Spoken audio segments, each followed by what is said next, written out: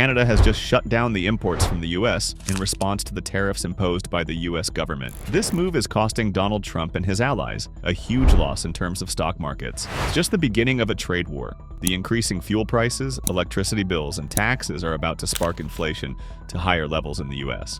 The farmers, shopkeepers, and everyday people have started to face the impacts. It's a hit to your wallet, your job, and your future. With key industries like agriculture, energy, and manufacturing caught in the crossfire, investors are mostly feeling the strain. What are those key imports that Canada has shut down as imports to the US? How much damage will it cause to the US and Canada relations? In this video, we will break down how Canada has crippled the US economy. But before that, subscribe to the channel and make sure to press the bell icon to get the latest updates. Let's dive in. Canada has shut down $107 billion worth of imports from the United States. It's a shocking development in what is quickly becoming an all-out trade war. Canadian officials announced that the country will no longer rely on U.S. goods, citing economic and political tensions. This decision affects key industries, including energy, automobiles, and agriculture. But what led to this drastic move? How will it impact everyday people? For decades, Canada and the U.S. have been each other's largest trading partners. Canada is the top customer for U.S. goods and services exports, buying more from the U.S. than China, Japan, France, and the U.K. combined. Every day, over $2.5 billion worth of goods and services cross the border, supporting millions of jobs on both sides. Canada is the largest export market for 36 U.S. states and is among the top 3 for 46 states, with 43 states exporting over $1 billion to Canada annually. However, rising tariffs, policy disagreements, and supply chain issues have fueled tensions.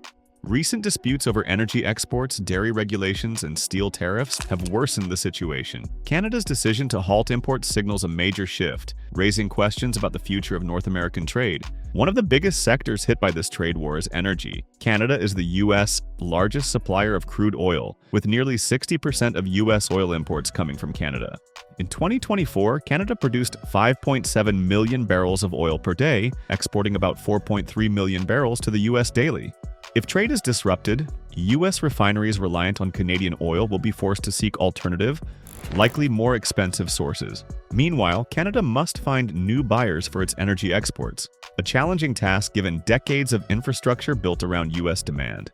Some Canadians are calling for a boycott of U.S. products and even an end to oil exports to the U.S., but cutting off crude flow could impose severe economic costs on Canada due to its reliance on pipelines that pass through U.S. territory. Canada's auto industry is tightly linked to the U.S., with parts and vehicles crossing the border multiple times before final assembly. Cars, trucks, and auto parts make up 27% of Canadian exports to the U.S. Shutting down U.S. imports means car manufacturers face serious challenges. Many parts used in Canadian-assembled cars come from American suppliers. Without access to those parts, production could slow down, leading to factory closures and job losses. On the flip side, American automakers also depend on Canadian aluminum and steel, industries already hit hard by previous tariffs.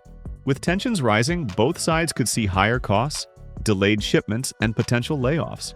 U.S. consumers could see car prices rise by $1,000 to $5,000 due to increased production costs, while Canadian auto plants, which produce 2.2 million cars annually for the U.S. market, risk devastating losses. Agriculture is another sector feeling the heat. Canada has long relied on the U.S. for fruits, vegetables, and other essential food products, while American farmers depend on Canadian markets for wheat, dairy, and meat. Canada is the largest export market for U.S. agriculture, and retaliatory tariffs could put billions of dollars at risk. With trade restrictions in place, Canadian grocery stores could see shortages of certain products, leading to higher food prices. Meanwhile, U.S. farmers already facing financial struggles may lose a major buyer.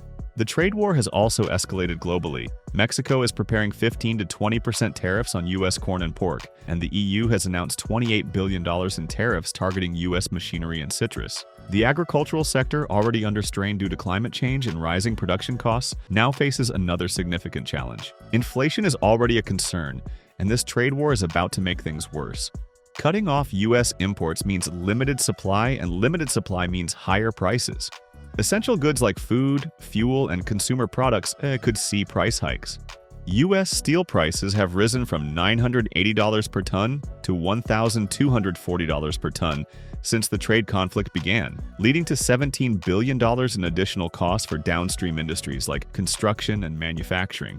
Tariffs on Canadian lumber are also pushing up home building costs, impacting millions of American families. The typical American household could lose about $1,200 in purchasing power due to the tariffs, while Canadian businesses that rely on American raw materials may have to pass on the extra cost to consumers. At a time when inflation is already squeezing household budgets, the trade shutdown adds more pressure, making life costlier for everyday people. What triggered this sudden shutdown? While Canada hasn't given a single clear reason, experts point to several factors. The US has imposed heavy tariffs on Canadian steel, aluminum, and lumber, arguing they protect American industries. Canada retaliated with $21 billion in tariffs, primarily targeting US steel and aluminum.